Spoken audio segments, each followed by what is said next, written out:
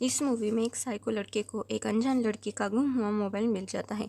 ये लड़का दिखने में तो बहुत शरीफ दिखता है, लेकिन उस लड़की के सारे प्राइवेट चैट्स, उसके पिक्स और बहुत सी पर्सनल चीज़ों के बारे में जान जाता है। और जैसा कि मैंने इसे साइको क्यों कहा, आपको इस मूवी की एक्सप्लेनेशन में पता चल ही जाएगा। मूवी का स्टार्ट एक नैन्सी नाम की लड़की से होता है जिसका फ़ोन खो जाता है। दरअसल वो लड़की बहुत खुश मिजाज की रहती है, हर चीज़ में खुशी ढूंढती रहती है। उसके पापा का एक कैफ़े भी था। ये अपने पापा से बहुत प्यार करती थी। नैन्सी की माँ उसके बचपन में ही गुजर चुकी होती है। नैन्सी के उसके हर एक हैप्पी मोमेंट्स को, फिर चाहे वो कितने भी छोटे क्यों ना हो, उन्हें उसे कैप्चर करने में बहुत मज़ा आता था। एक दिन वो अपना फ़ोन बस में भूल जाती है और तभी वो फ़ोन एक साइको लड़के को यानी जेसन को मिल जाता है। दूसरे दिन नैन्सी के ना उठने पर उसकी बेस्ट फ्रेंड उसके घर आती है। तब नैन्सी को पता लग जाता है कि उसका फ़ोन कहीं गुम गया है। तब वो उसके बेस्ट फ्रेंड के फ़ोन से कॉल लगाती है। तब वो साइको लड़का, जिसका नाम जेसन मैंने बताया, वो फीमेल वॉइस चेंज कर उसे अपना एड्रेस बताने को कहता है, जिससे वो उसे उसका फ़ोन दे सके। तब नैन्सी उसे अपने पापा के कैफ़े में लाने के लिए कह देती है। कॉल कट होने के बाद मूवी में एक सीन दिखाई देता है जिसमें पुलिस ऑफिसर्स को एक लड़की की लाश मिलती है जो पूरी तरह से सड़ी हुई होती है और जंगल में पड़ी हुई होती है। पुलिस को किलर कौन है ये पता लगाना बहुत डिफ़िकल्ट हो रहा था। केस को हैंडल करने वाले डिटेक्टिव डैनियल को संबंधित एरिया में एक एविडेंस मिलता है जिससे हमें ये पता चलता है कि ये मर्डर जेसन ने ही किया होगा। और सबसे हैरान करने वाली बात यह है कि दरअसल डिटेक्टिव डैनियल ही जेसन के पिता होते हैं। नैन्सी उसके पापा के कैफ़े में जेसन का वेट करते हुए अपने पापा की मदद करती हुई दिखाई पड़ती है। जब उसे जेसन का कॉल आता है तब वो उसे बोलता है कि गलती से उसका फ़ोन टूट गया और उसने रिपेयर को दे दिया है, वो उसे लोकेशन बता देगा। तब नैन्सी को फ़ोन लेने खुद जाना होगा। नेक्स्ट सीन में नैन्सी अपना फ़ोन लेने जाती है। तब यही साइको लड़का उस शॉप का एम्प्लॉय बोलकर हैट और मास्क पहनकर सामने आता है और नैन्सी को फॉर्म में अपनी इन्फॉर्मेशन डालने कहता है जो उस शॉप के कुछ इंस्ट्रक्शंस पर होती हैं। तब उस फॉर्म में फ़ोन का लॉक क्या है वो भी डालने को कहता है और रिपेयर के टाइम पर वह फ़ोन में एक चिप डाल देता है जिससे वो नैन्सी के फ़ोन को हैक कर सके। लेकिन बेचारी नैन्सी उसका फ़ोन मिलने पर बहुत खुश हो जाती है, लेकिन उसे इस बात का कोई क्लू नहीं होता कि आगे क्या होगा। अब हमें पता चलता है कि नैन्सी का फ़ोन ही नहीं, उसके चैट्स भी नहीं, बल्कि उसका कैमरा भी ये कंट्रोल कर सकता था। नैन्सी का कैमरा ऑन ऑफ 24 आवर्स उस कैमरे के सामने वो दिखाई देती। नेक्स्ट सीन में जेसन नैन्सी के सामने उसके कैफ़े में भी आया होता है, वो भी विदाउट मास्क। लेकिन नैन्सी उसे पहचान ही नहीं पाती क्योंकि एम्प्लॉय बनकर जब वो आया था तब उसने मास्क पहना हुआ था। तब लड़का वही ड्रिंक मांगता है जो नैन्सी को भी पसंद रहती है। दरअसल जेसन उसको इम्प्रेस करने की कोशिश कर रहा था क्योंकि पहले से ही उसे उसकी पसंद और नापसंद के बारे में पता लग जाता है।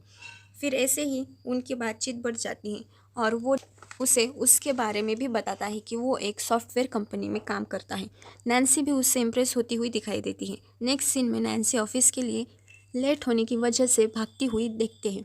उसके काम से ये पता चलता है कि वो एक फैशन डिज़ाइनर है। फिर हमें जेसन को दिखाया जाता है जिसके पास जंगल में मिली हुई लड़की के लाश का रियल फ़ोटो होता है जिसके मुंह पर सेलोटेप लगाया हुआ होता है।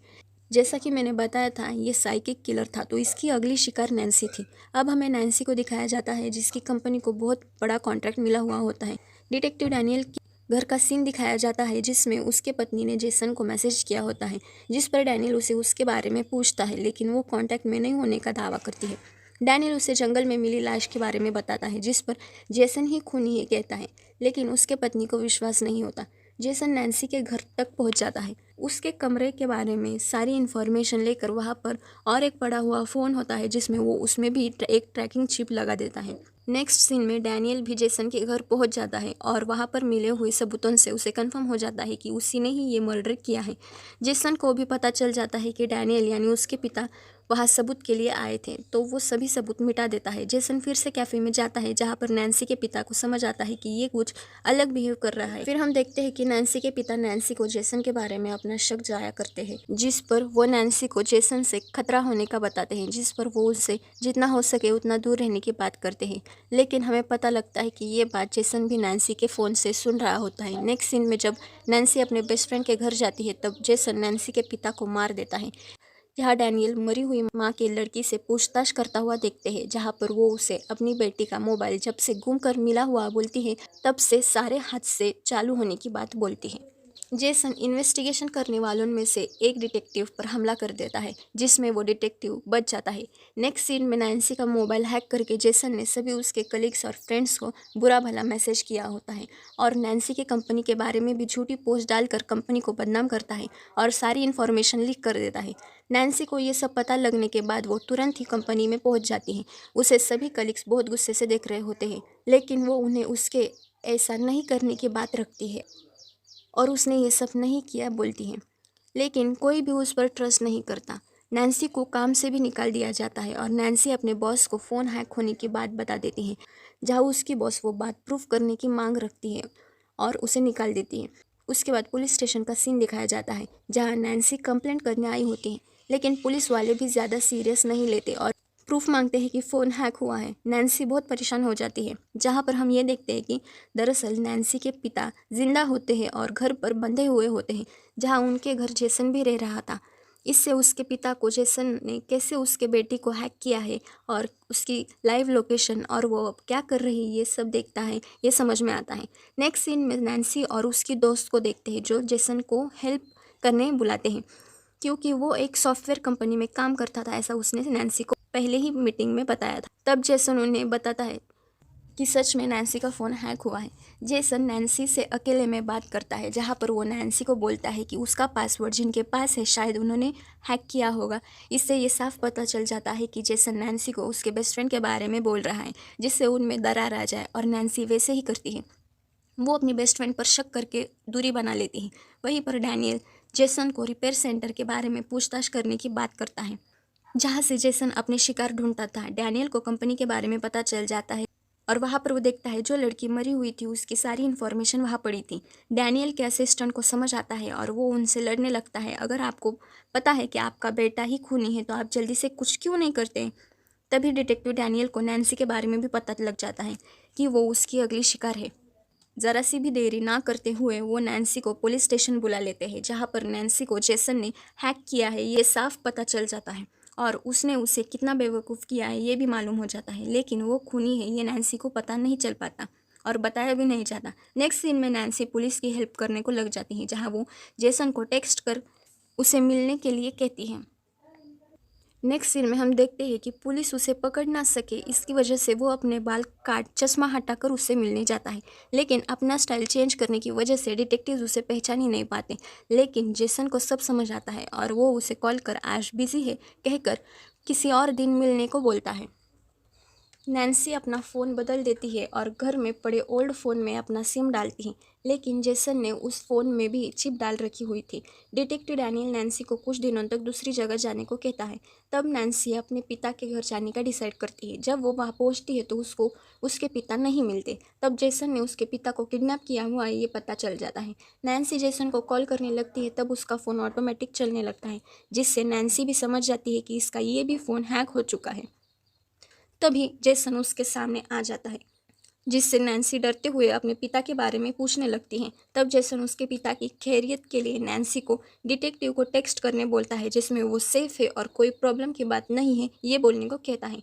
टेक्स्ट होने के बाद नैन्सी को अपने पिता बाथरूम में बंधे हुए मिलते हैं, जहाँ जेसन पिता की धमकी देते हुए नैन्सी को खुद ही खुद को बांधने को कहता है। अब नैन्सी भी पूरी तरह से बंधी हुई होती है, जहाँ जेसन दोनों को टब में डालकर टब का नल ऑन कर छोड़ देता है, जिससे वो दोनों डूबकर मर जाएं। उसके बाद वो नैन्सी की पिक लेता है। लिविंग रूम में उसे अपने पिता का यानी डिटेक्टिव डैनियल का कार्ड मिलता है, जिस पर उसने लिखा था कॉल करना, मैसेज नहीं। जेसन समझ जाता है कि पुलिस यहाँ पहुँच चुकी है। तभी जेसन के सर पर गन रखी देखते हैं। डिटेक्टिव डैनियल बोलता है कि ये मेरा बेटा नहीं है। तब हम देखते हैं कि नैन्सी को और उसके पिता को टब से निकाल देते हैं। डिटेक्टिव डैनियल जेसन को मारता है और अपने रियल बेटे के बारे में पूछता है, तो जेसन बोलता है कि वही उनका बेटा है, उसने तो सिर्फ अपना लुक और स्टाइल चेंज किया है। डैनियल कंफ्यूज होता है। तब जेसन उसे हंसते हुए बेवकूफ़ कहकर उसका मजाक बनाता है, तो डैनियल उसे बहुत ज़ोर से मारता है। डिटेक्टिव डैनियल को सभी लोगों की लिस्ट मिलती है जिनका खून जेसन ने किया होता है। उसी लिस्ट में डिटेक्टिव डैनियल को अपने बेटे का नाम भी मिलता है, जिससे ये पता लगता है कि डिटेक्टिव के बेटे को यानी रियल जेसन को तो ये किलर 7 साल पहले ही मार चुका है और इनके साथ धोखे से रह रहा था। ये जानकर डैनियल बहुत ज़्यादा गुस्सा हो जाता है। तभी हम नैन्सी को देखते हैं कि वो बाथरूम से आकर इनकी बातें सुन रही होती हैं और गन लेकर खुद ही उसे मार देती है। लेकिन डिटेक्टिव डैनियल खुद गन को हाथ में ले लेता है। तभी नैन्सी के पिता, जो अभी तक होश में नहीं आए होते हैं, वो होश में आ जाते हैं, जिन्हें देख नैन्सी बहुत खुश हो जाती है और खुशी के मारे रोने लगती है। ये न्यूज़ हर जगह पहुंच जाती है कि कैसे इस खूनी ने ऑनलाइन शिकार ढूंढे और कैसे कितने लोगों को मारा था। नेक्स्ट सीन में नैन्सी उसके पिता और उसकी बेस्ट फ्रेंड को देखते हैं, जहाँ पर वो अब सब खुश दिखाई देते हैं और नैन्सी की उसकी बेस्ट फ्रेंड से भी दोस्ती हो चुकी होती है। उनकी इस हैप्पी मोमेंट्स को कोई और भी अपने फ़ोन से कैप्चर करते दिखाई देता है, जहाँ पर ये मूवी यही एंड हो जाती है।